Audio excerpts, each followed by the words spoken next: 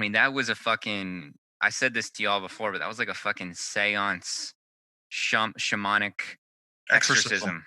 Yeah. Yeah, hmm I think that shit like this that happened in the past is probably like a basis for why people believe in exorcisms and demon possessions and things like this. Like hmm when there is really deep trauma and it just packed away and packed away in a kind of a weird like it kind of becomes its own autonomous personality in a certain way. And Yeah. The big hormone enneagram. Let me lay it on the line. I got a little freakiness inside. Let you know that the man has got to deal with it. hi, I'm John Lukovich, sexual self-pres 4 with 5 wing 458 trifix. Hi, I'm David Gray, self-pres sexual 9 with a 1, 974 trifix. What up? It's Emeka. I'm an 8-wing 7, sexual self-pres with 854 fixes. Hi, I'm Nancy. I am a self-pres social 3, wing 4, with a 369 trifix. If you like our podcast, guys, make sure you go like and subscribe on the Apple Podcast app. And if you really like us, you should definitely leave us a review. I could just fall asleep to these David mouth noises. The mouth noises. Oh yeah. Welcome to Big Hormone Enneagram. We are coming hot off of a big hormone Enneagram conference in New Orleans. Zone. The Zone. Very official. Very official official. meetup. Well, actually, I have a plug before we get into anything. So before I started doing Big Hormone, I was doing a lot of teaching in New York with my friend Julie Harris. We did New York Enneagram. And on our website, newyorkenneagram.com, we have different online courses you can take if you're interested in taking a course on the instincts. We have also one called The Road to Self, which was written before or done before The Road Back to You. So fuck the road back to you and get the road to self or whatever. And I think Please fuck that other yeah, book. and I think it's I think there's a lot of really deep, good stuff in there. It's not as funny as we approach it here. We look at essence and how that plays into types. And so anyway, people have recently been buying it, and I was like, oh shit, people actually there still exists. So it was like recorded a few years ago. But yeah, we had our little meetup. We have to do these every now and then to restore our soul. Yes. I think the best way to describe it is when we do these, they're like this is so fucking cheesy. I don't know better. It's like a soul party because it's like it's very a party atmosphere, but there's like so much inner transformation and Yeah. like it's so real, and so we're partying hard, but it's like there's something else going on in the atmosphere, and somebody's life always radically changes afterwards. And so what we're going to spend today kind of talking about is basically a spontaneous breathwork session occurred over the weekend. And thus far I've done breathwork with everybody here on this call. I studied breathwork with Jessica Dibb at Inspiration Consciousness School in Baltimore, Maryland, for like on weekends, like once a month for like 6 or 7 years. And so we were in this party atmosphere, and it was a very introverted experience. Even though it was a party, it was still like we were all kind of. It's hard to explain, but some point, I'm in the zone with Alexandra, and Emeka comes over and says, "Hey, a friend who was there is in a bad spot and might need a breathwork session." And I'm tripping a little bit. I know everybody else is, and it was like Literally. literally. And I go in, and this friend she's wrapped herself in the sheets. She's on a bed, total darkness, wrapped bed sheets across her whole body, like over her face, and it had like a mummy-like quality. And Emeka, you can speak to what was exactly the physical problem. My understanding was like she couldn't move, basically. She couldn't move, talk, or exist without having these uncontrollable body shakes and spasms that, couldn't breathe. And, just like it felt like a loss of control of her body. and it seemed like I don't know exactly what it was, but it seemed like an anxiety panic attack. It was like If incredibly intense. Like Mhm. it was like I've seen people have panic attacks, and this was her body. Like she was incapable of moving her body. Yes, Um, it was so wild, and it was like we're gonna have to call an ambulance. Like right. I've seen people, yeah, like I've seen people have anxiety and need to leave, but this was I mean, because I could feel, you could feel her body seizing up if you were touching her. These were mhm, very strong reactions that were going on, and because if you just have anxiety, you can maybe like self medicate it in some way and keep doing what you're doing, but she couldn't do anything. no, I You know, mean could not physically move her arms, and hardly responsive in terms of being able to speak to her. And it's like, yeah, we were in a party atmosphere and stuff like that, and it's sort of like, oh, it's just a bad reaction to any substances or whatever. And yeah, possibly, but in this context, without giving away too much of the person's personal life, there was a lot coming up that I think, I suspect whatever substances she was on allowed certain things to come into her awareness that she's normally more defended against, hmm and that this was her body and superego counteracting the emergence of those understandings, those emotions, and those realizations.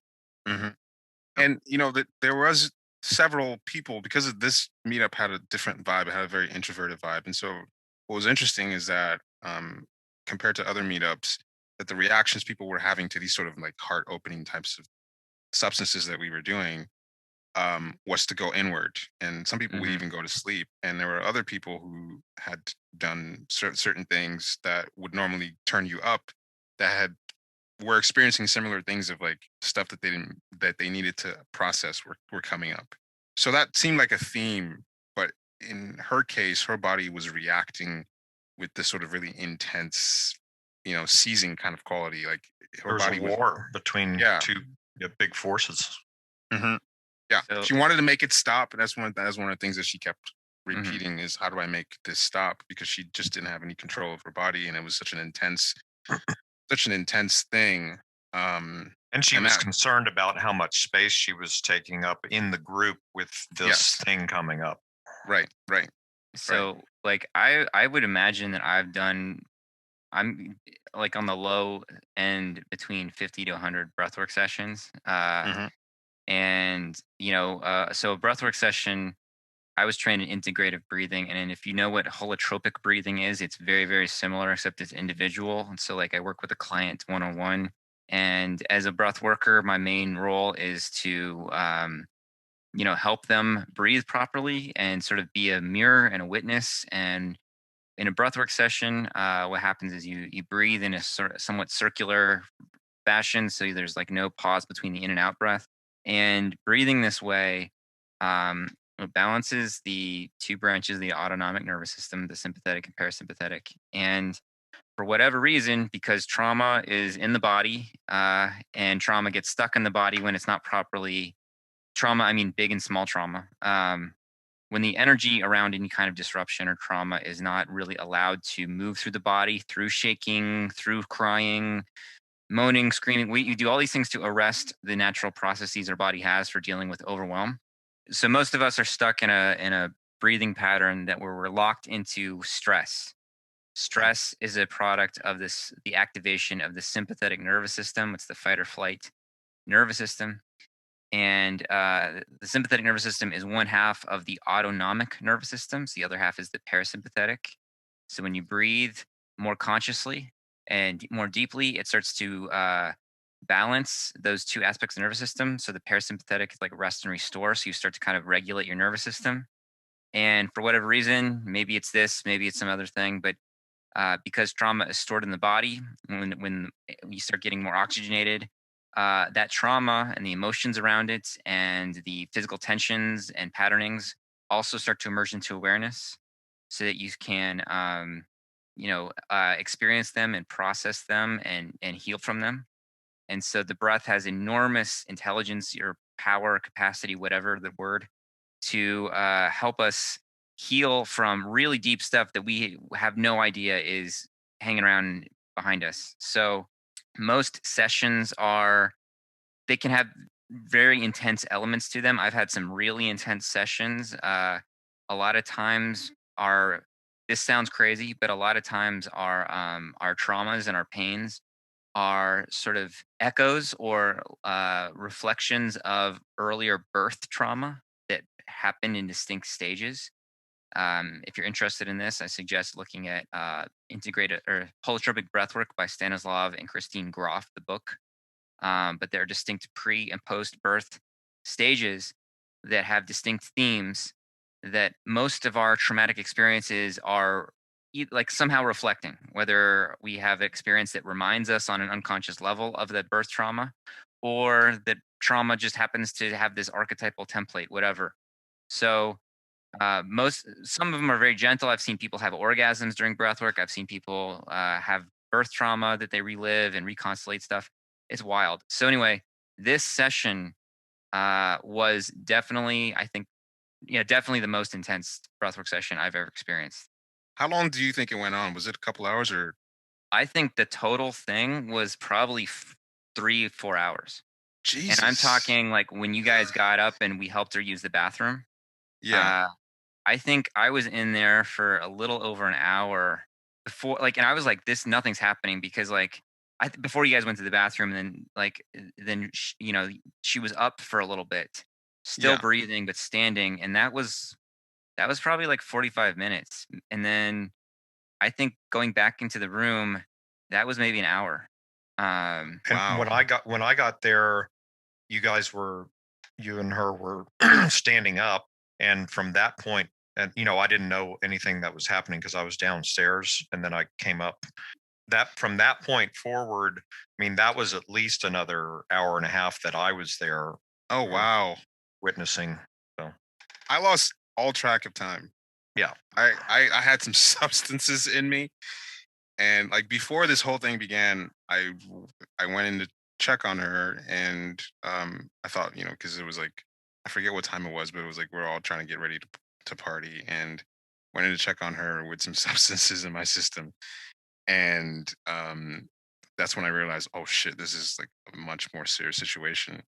And so from the beginning of John walking in there to start helping with, help her do the breathwork session, I thought maybe it was an hour from that to the end. No. No, it At was the crazy. most, I I lost mean- all track of time. It was like a vortex happened.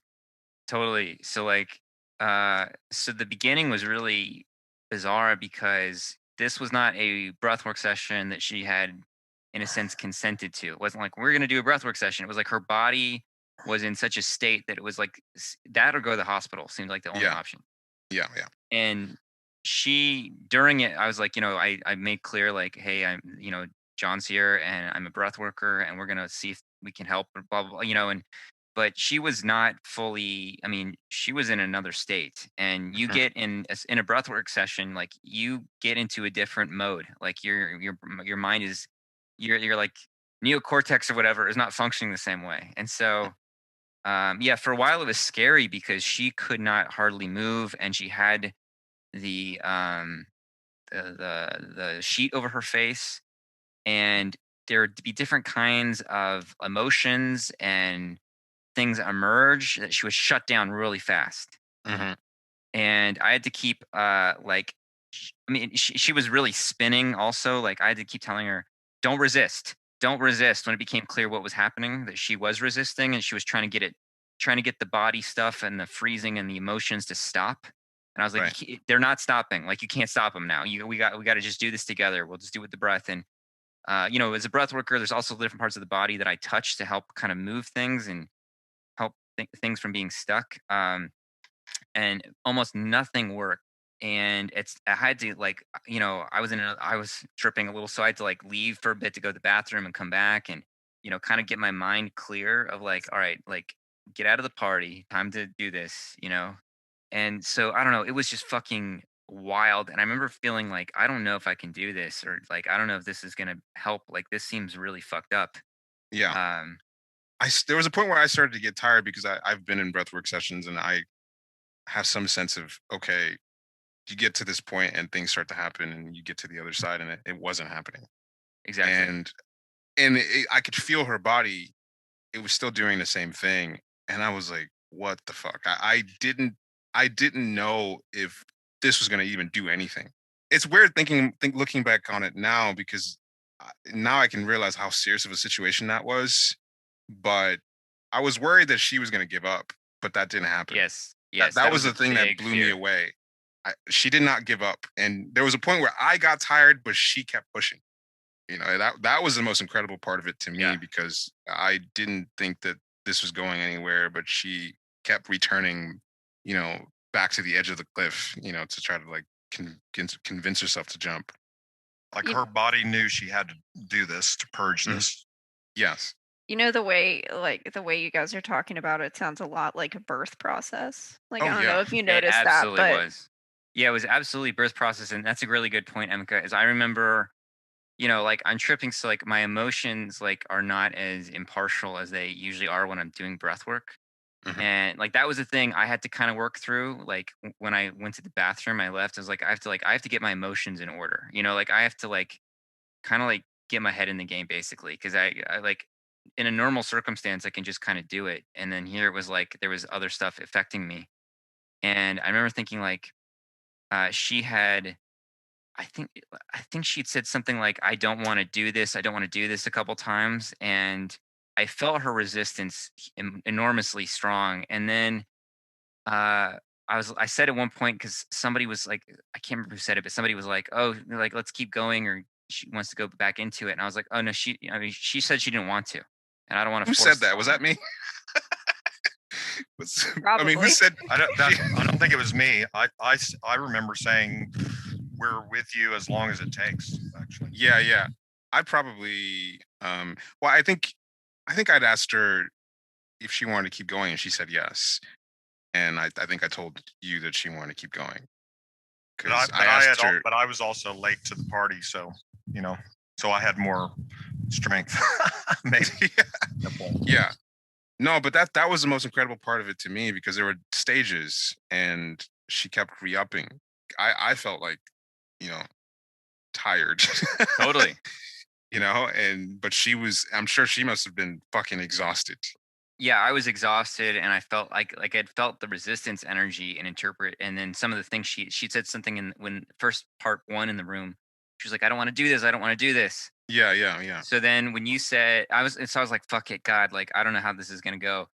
So I thought, "Oh, she doesn't want to do it." And then when you asked her and it was like go time, I was like, "Fuck yeah!" And we got in there, Yeah. and I mean that was a fucking. I said this to y'all before, but that was like a fucking seance, shamanic exorcism. Yeah. Yeah. Mhm. It was a Uh, different energy that time. There was a different intention, because it's almost like she realized what she had to do, and now she was ready to do it. And also, Absolutely. you came in with much more specific prompts. It seemed like you knew where to push this time, and she was just everything came together that second, that last time, and just and that's why it just fucking worked. Yeah, when I felt her willingness, suddenly then it was like I could feel something in me turn on. It was Okay. like, all right, I know what to do. Like now, like the door's open now, Yeah. and she knows what she's asking me to do. Like it's there's not like I'm gonna push on somebody who doesn't quite know what's going on or isn't ready for it. And yeah, after you guys were like, like you guys were standing up for a while, I think that was when her sort of regular cognitive mind came back and was like, oh, I need to really do something to fix this problem. And I Mhm. think then she was able to have that conviction to go back in. So yeah, that's when things started to really move. Yeah. And that's one of the most incredible things I've ever been part of. Yeah. So like, it was great. It was amazing because it was like, you were in there, and David came in, and Alexander came in, and they just sort of held space like two beautiful nines. And um, I was, like I had you, which I really appreciated. Like you just like just trusted me to do my thing, and were responding when I was giving you like stuff to do. But yeah, like she was laying down, wrapped in a blanket, but her knees were like tucked, like like I don't know how you describe it, but like I was pushing against her her knees, her lower legs, and you had like her top of her torso and top of her head, Mhm. and had that configuration because putting pressure in that way sometimes reminds the body of birth. Yeah. In so Yeah. doing, reminds the body to like change, to move or transform or like become reborn from this thing. And so, without going too specifically into what she was up against, there was a very, very clear sense of deep trauma between herself and her mother, Mhm. and a way in which I knew that the energy that was freezing her body was rage, and that it was rage she was unable to voice, access, and really integrate. And so, like, I don't normally do this in a breathwork session, but it was sort of required in the moment. But I was like really yelling at her, like, what does it want to say? If this feeling had a voice, what would it? I'm like yelling at her, and like I'm like, say it and don't resist, and this kind of stuff. And Yeah. she was telling me, tell me what to do, tell me what to do. And it was Yeah. like, it was the energies were so powerful. And when it finally erupted out of her and it came out in several different like nuclear bomb explosions, it was like I'm getting chills talking about it because it Yeah. was so fucking insane. And like all four of us were like holding energy in a different way. And the amazing thing was like after she sort of basically is like, expressed what she needed to express, she felt fucking great. Yeah. Yeah. Yeah. I know John had asked me to, I don't know if this is too specific, but to put pressure on the top of her head. And also it had been working throughout the whole thing to put pressure on her chest. And so it's like he's got her knees, I've got her head and her chest, and she's vocalizing like this, like it felt like you've been holding on to this trauma that you couldn't have spoke to your entire life, and Mhm. this one moment, it all is just coming to this one vocal expression, and all of that is packed into this thing. It was just one of the most powerful things like I've ever heard. Just Incredible. just releasing that, and just coming out to the other side. Like it was like it was like fucking, let's just imagine that there was like a fucking demon in her body that got like pushed out. that's Yeah, I that's what can it felt like. I can remember at one point saying, because she was starting to kind of yell at her mother, right? And I said, Yeah. she deserves to be yelled at, to get her Right. to Yeah, that was a spit out great more. David. That was great. Yeah, that was mind blowing. I mean, we've all had breathwork sessions with John, and they're all incredible in their own way. But this was another level. Yeah, so and just for people listening, like, I spoke to everybody in the room and was just like, well, first, I want to say that I think that shit like this that happened in the past is probably like a basis for why people believe in exorcisms and demon possessions and things like Mm. this. Like Hmm. when there is really deep trauma and it just packed away and packed away in a kind of a weird like it kind of becomes its own autonomous personality in a certain way. Hmm. And Yeah.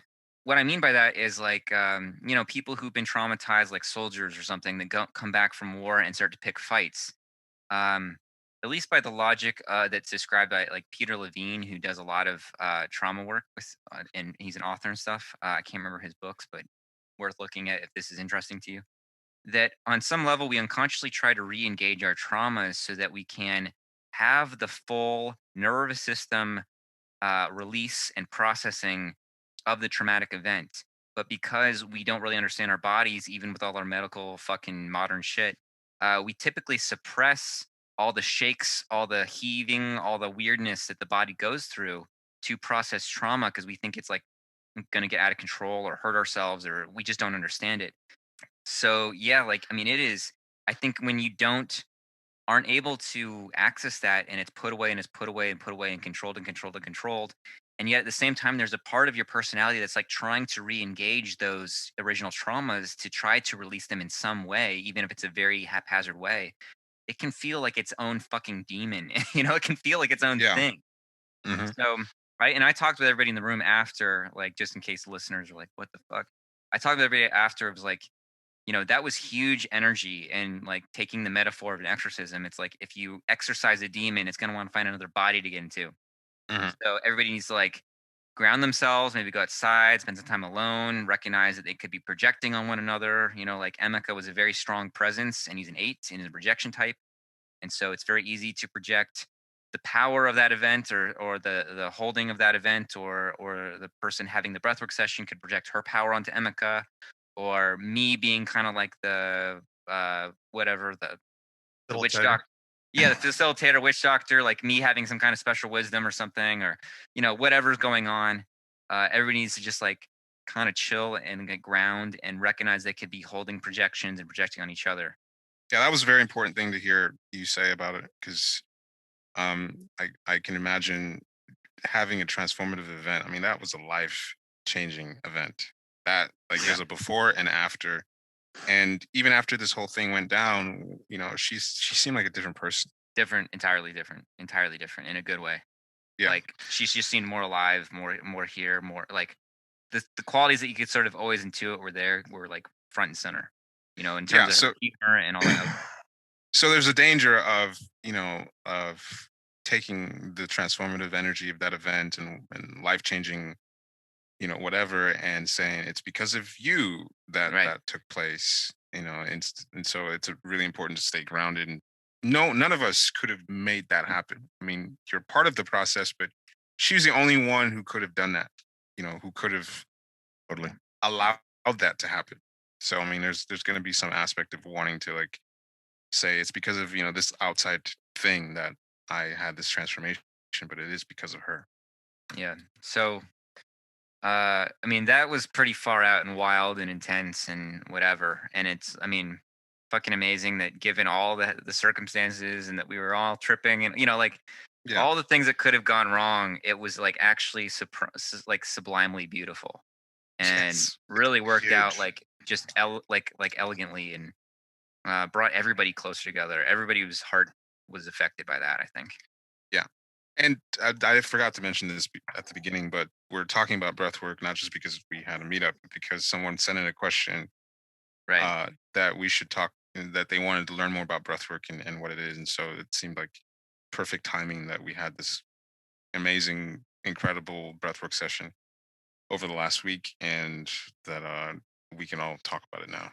And and not just this one event, but like I've done sessions with the three of y'all. So like, if I was wondering if y'all had any, if there's more you wanted to say about that past weekend's event, or y'all's the sessions that we've done together. Yeah. What was David? What was your session like? If you want to talk about it. Yeah, and I'd like John's feedback as well. So we did one that last day during the morning, and of course, wasn't an exorcism, but well, I was having a lot of heart stuff come up for me in the session I did with John. I can remember saying just the fundamental fact about myself that I don't accept my heart. Mm-hmm. And that was kind of the big piece. Or I mean, there were a couple of different things that happened at the nonverbal level of my body. I mean, there were tears relative to all of that, to not accepting my heart, and John was getting me to bring the spirit of acceptance to my heart and breathe into my heart the spirit of acceptance of my heart. And that took a while to get to, but then finally did start to happen. I'm not sure what all to say about that piece there, but what happened shortly after I kind of came into that space was my head then started having a certain kind of really alive electric feeling in my head. And it was a sensation. It was very sensation oriented, and it was not manic, not like, head center neurotic energy. It was just very like everything was firing, and and not in a hyperactive way, just like, oh, okay, this thing's all alive now and it's all lit up. And I said to John, I can use my head now, as if we through something, which I guess we did, I can use my head differently now. And then I started laughing, and I had a huge laugh attack, and I kept having convulsions of just laughing, and John was laughing with me, and it was great. Mhm. And That's great. yeah, it was, oh man, I just couldn't stop. I love to have a big laugh attack, so it was great. And then what happened just really suddenly, is suddenly it was like then suddenly this is very sensation experience that's impossible to relay, but suddenly my whole body from head to toe was just a hollow, empty channel in a good way. Like I was just free and clear, just 100% from head to toe. And it felt like then kind of my heart and being were just like here's what it was like all the knots that you hold in your body, the body tension that we're all doing to hold shit back, Mhm. to stop feeling certain things and so forth. It was like all of that was just flushed through, and I was just hollow. All those knots were gone, and I was specifically, like feeling heart energy all the way down into the bottom of my feet. Mm. And it was, again, it was just a sudden, like very clear, not because I can imagine anything, right? I'm overly imaginative in a way, but this was a very specific sensation in my body that just suddenly burst open and had this extreme clarity. And then and then we kind of wound it down. I think we came back to heart acceptance in in a way, and then we ended the session.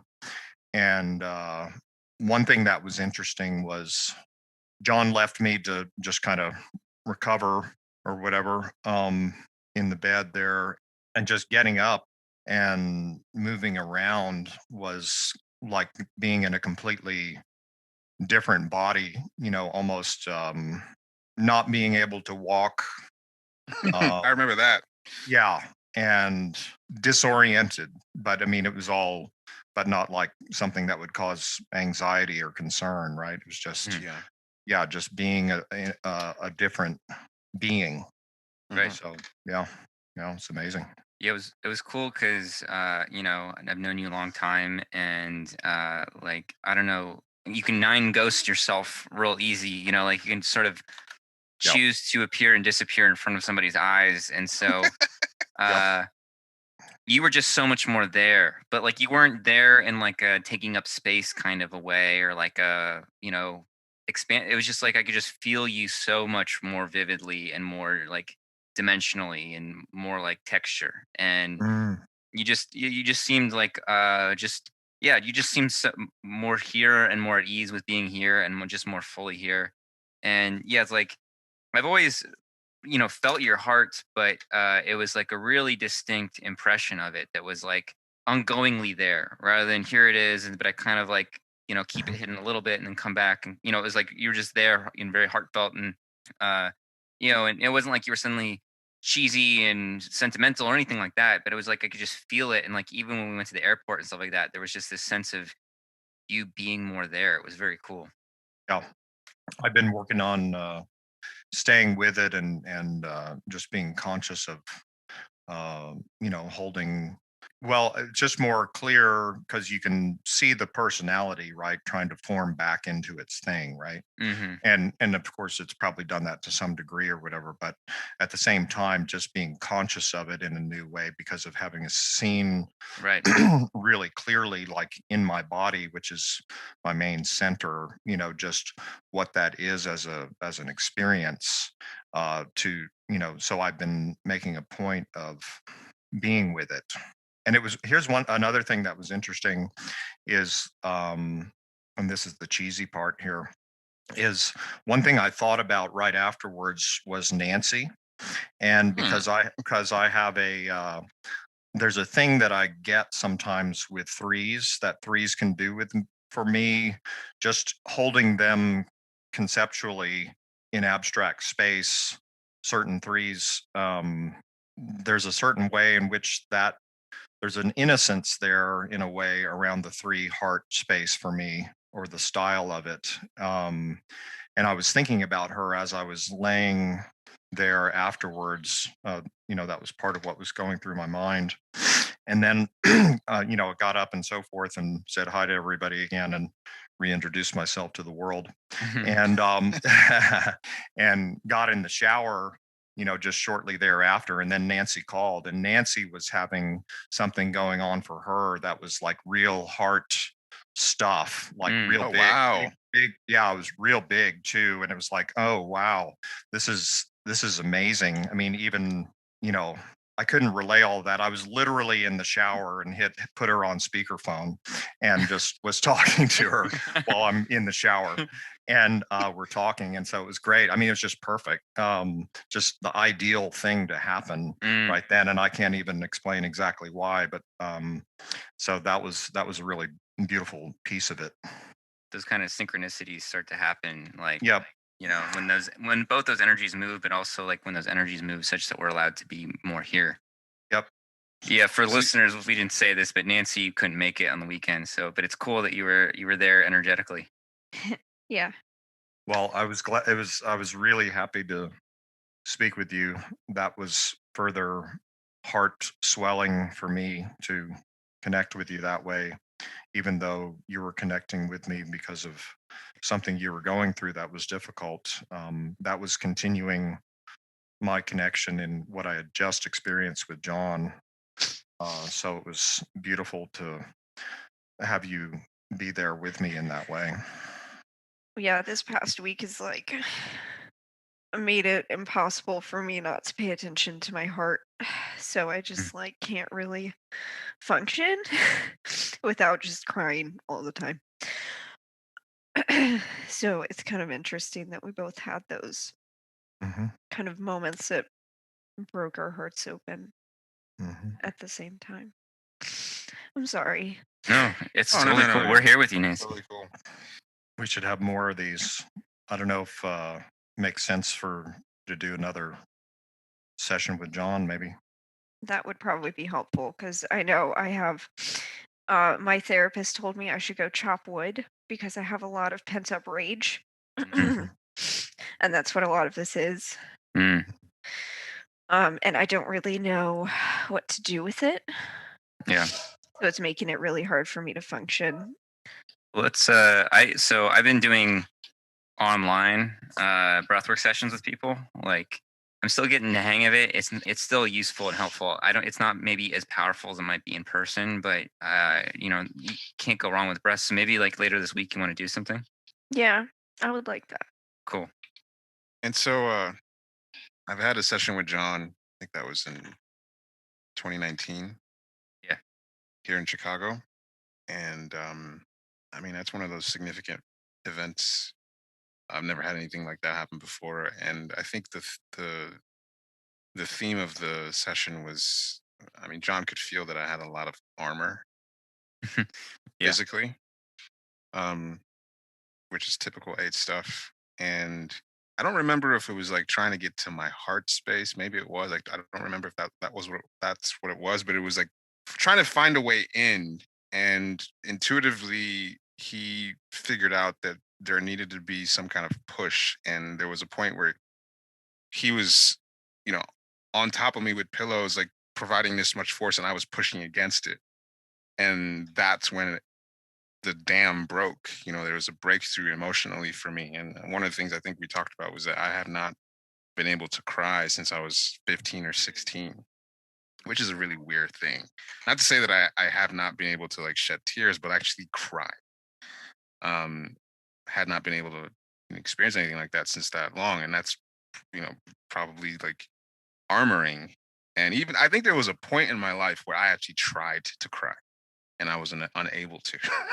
Mm. So through that experience of, just there was through the breath, but also like physically pushing against, I was able to access my emotions, heart, and I was able to kind of cry in that session. And it was similar to what David's talking about. Like, when coming down from that, I couldn't walk. Like, it felt like, it did feel for me at the end of it. It felt like I had opened up some kind of access to my heart and through the body in some kind of way. Like it was heart opening through the body. And I don't know if I'm explaining what the fuck happened well enough, but that was my experience. Yeah, it was so I remember we had a about 2-hour session. Oh, I don't even remember how long it was. It was long, And I heard some yelling from the other room. Oh yeah, Yeah. I forgot that part. yeah, I don't remember all the details, but I remember there was a lot of like there was like maybe like 45 minutes where I could just feel, yeah, like your armoring. And it was like if I had any fucking doubt about you being an 8, it was like so clear from like just an energetic level. Like the especially around your torso, like you like in your chest. Like there's a lot of just like armor feeling. Uh-huh. And I'm trying to I do remember being like, man, I hope we can get somewhere with this, Like we might not be able to get through this steel Yeah. barrier. Exactly. And at some point, like somehow some of your wrestling stuff came up, and Yeah. I remember like that clicked, and I put a bunch of pillows, like I had you like cross your arms. Yeah. And I put a bunch of pillows on top of your arms, and then I like put my full body weight against like on top of you Yeah. over the pillow, and had you push on me, and it was Right. like you pushing started to like release some stuff in your body, and you started screaming, and like then there was like crying that happened, and there was a big emotional release. It was like really powerful. And I remember some grief came up for you. Like I remember like you had the images of a woman that you had broken up with or something. And Oh wow, I forgot that. Yeah, I forgot the grief part. That was I felt like, yeah, that I needed that breakthrough, and then the grief was on the other side of it.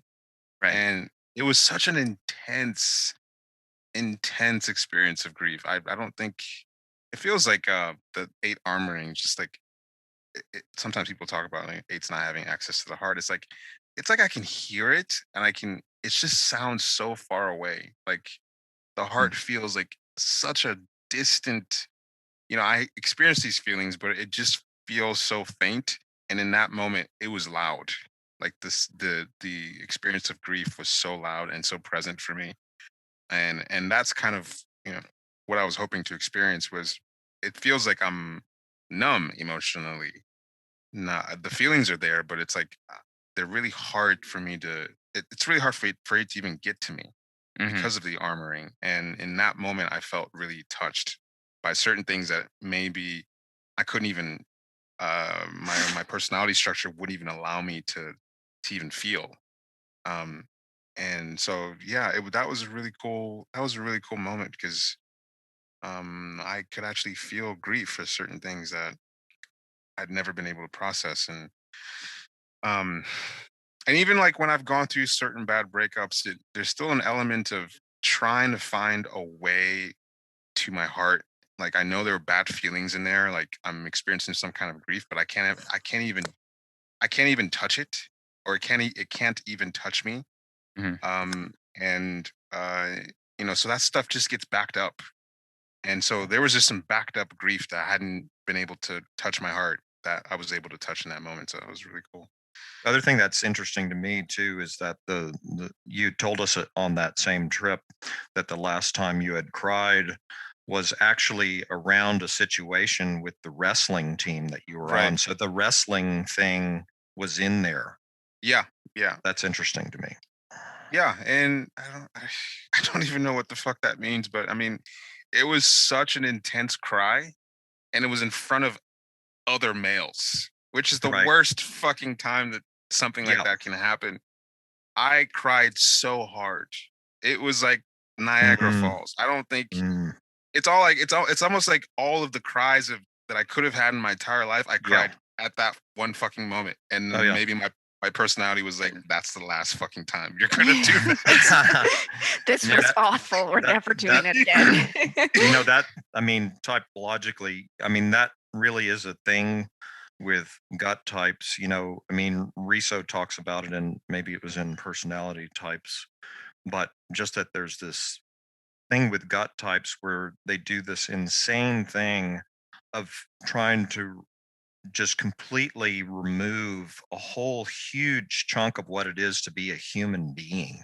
I mean, it's like an insane, I mean, well, just trying to remove all human vulnerability. I mean, just the Yeah. absurdity of that, right? And Yeah. nines, trying to cut off your whole existence or whatever. And ones, it's all, human imperfection or whatever, or something like that. It's just whole huge chunks of psyche you're attempting to hold away or completely decouple from.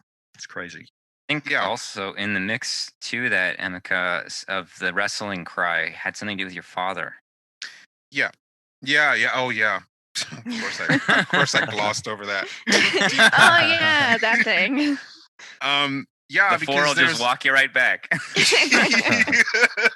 Remember was a this lot of traumatic stuff- thing?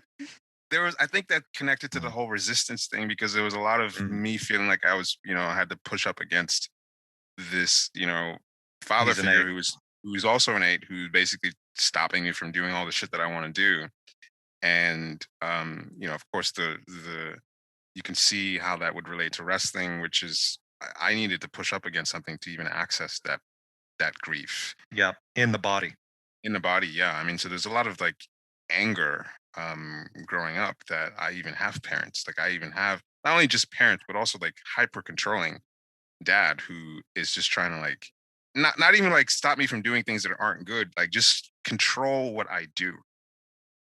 Like I think one of the things that was really painful as a kid was I on my own chose this sport, and I was trying to get better at it, and I was doing things on my own without him at all, pursuing that, and he would insert himself into things that I was doing, and stop me from doing that, things that were good, you know. And so like this theme of, overbearing figure who's trying to stop me from living my life, it was just one of those. It's one of those overarching kind of essential things that that's part of my psyche, like that I'm just angry about. So like when I get triggered by things, the sort of rage that comes up, you're talking about decades worth of rage with that at the root of it. It's that rage against this person that I'm now funneling to smash and destroy whoever's in front of me. So, Right. so it's a whole thing, but at the bottom of that is a lot of grief. Yeah. I don't remember a huge amount of me and John's breathwork session, except for after that, I had a person who haunted me for years. Not a bad haunt, but like a person who was later discovered to be one of my guardian angels. But he showed up, and he liked to scare me when he showed up. He said it was to keep me on my toes. So John caused a ghost to haunt me for years after a breathwork session. Mhm. And I do remember that everything was really, really bright after. Oh yeah. Yeah. It's like hard to look at things because it felt like you were actually using your eyes Oh, that's interesting. instead of using like anything else. Like it feels after a breathwork session, or at least when I remember, it felt like you were using the correct parts of your body for like what it's supposed to do. And so then it feels like really weird because you're like, oh, this is what my feet are supposed to do. Like what my eyes are supposed to do. It just feels like you're realigned, and it's really bizarre. Yeah, like so without getting too airy-fairy, that phenomenon I think is what Gurdjieff would call finer hydrogens, which is the way he describes basically like we're consciousness is normally run on a kind of automatic energy, and then the next level up is a sensitive energy. And so when we get enough sensitivity with a capital S in us, like the aim of inner work and meditation and stuff like this is to increase our sensitive energy, but also to contain and keep it in our being.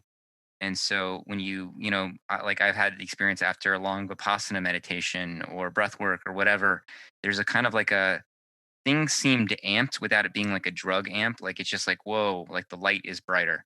Um, that's like a very common experience because there's like, as you said, Nancy, it's like the things are doing what they're supposed to be doing. So I'm going to give people some resources where they can go do breath work if they're interested, including me. So you can find me on johnlukovich.com and email me there. I now remember that I have a website. But some I studied with Inspiration Consciousness School with a woman named Jessica Dibb. She does a lot of stuff on the Shift Network with Russ, but it's not breathwork related. But she has a website called inspirationcommunity.org. She doesn't do sessions anymore, but she's got a lot of breathworkers. She's located in Baltimore, but there's people around the Northeast you can get in touch with, maybe through her or whatever. In New York City, I really recommend. There's Curtis Nielsen, who was on our men's work call a couple months ago. He can be found is Curtis Nielsen. He can be found at Jungian, like JUNGIAN dreamtherapy.com. You can also find him there, Jungian Dream Therapy on Facebook. Alice Wells, who was my breath worker for a long time. She's in New York and Brooklyn, onebreathcircle.org. And finally, Ilaria Chiantori, who is a master breath worker, really incredible breath worker and life coach. Her website is embodyingbreath.com. So there's some options out there. Right now, I think most people are still doing online, and some people, like I know that Ilaria has had a really good success online. I'm still getting my legs there, but I'm seeing some good stuff with my clients. So yeah, there's a lot out there, and if you need breathworker recommendations, check me out. You can just email me and see if I know of anybody in your area. And there are a lot of fucking kooks and morons and hippie type of people that I would not recommend. So just because someone says they're a breathworker does not mean shit. There's a lot of total weirdos that that are just absolutely insane and kind of reckless and irresponsible. And breathwork is like a very, very sacred practice. Something that requires the utmost responsibility and training because you come up with a lot of stuff. A lot of stuff gets kicked up that comes a lightning rod for deep psychological forces. So yeah, breathwork is an amazing thing. I know we didn't explain the technique all that well because it's sort of hard to explain unless you do it. But it is one of the most powerful tools in growth and inner work I've experienced. Yeah, I'll echo that because I mean I've known John for quite a few years, and the way that he talked about breathwork seemed like this is one of those John things that I don't know how much reality. Yeah, it does sound like that.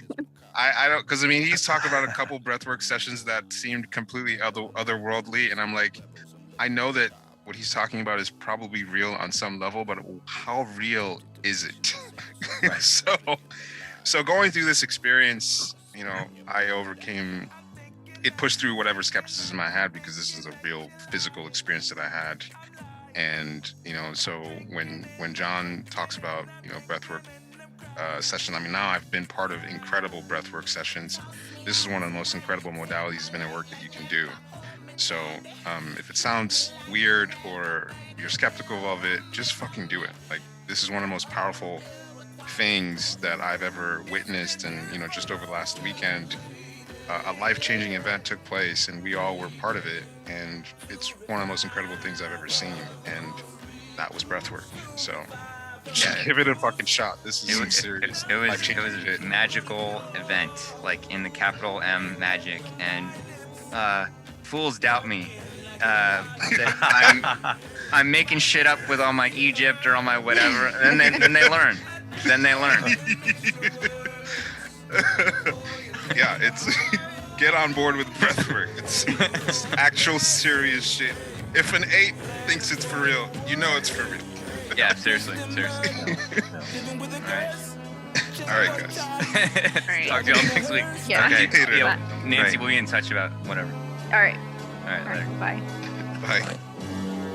If the devil